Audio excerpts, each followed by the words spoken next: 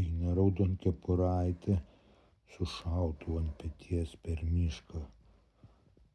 Ir tik šast iš už krūmo Miki Mauzas didelėm ausim.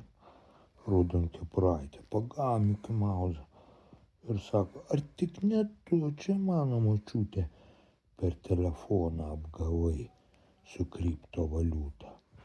Miki Mauzas paraudonavo, išdygo Buratino jam nosis. Jisai kreipėsi lygių galimybių. Jo, tas teisė. Šitą tau nelabai patinka, aš taip žiūriu pasaką. Ne. Nu gerai, tada kitą. Eina 72 skaniukai per mišką.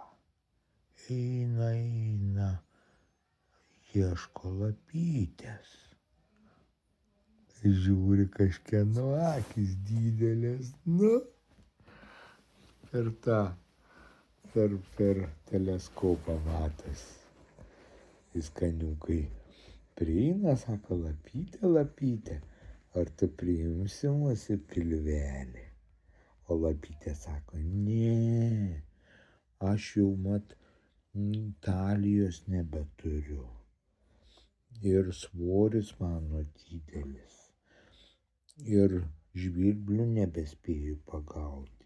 Tai jūs kol kas, skaniukai, eikit pas kitus šuniukus, o aš kai sukūsiu, tada jūs tikrai primsiu į pilvelį. Skaniukai kaip apsidžiaugė, kad jų kol kas nieks nesuvalgė. Ir klegėdami nubėgo pavasariniais laukais ir kloniais, dainuodami dainą Vaičičiaku, labanaktukas,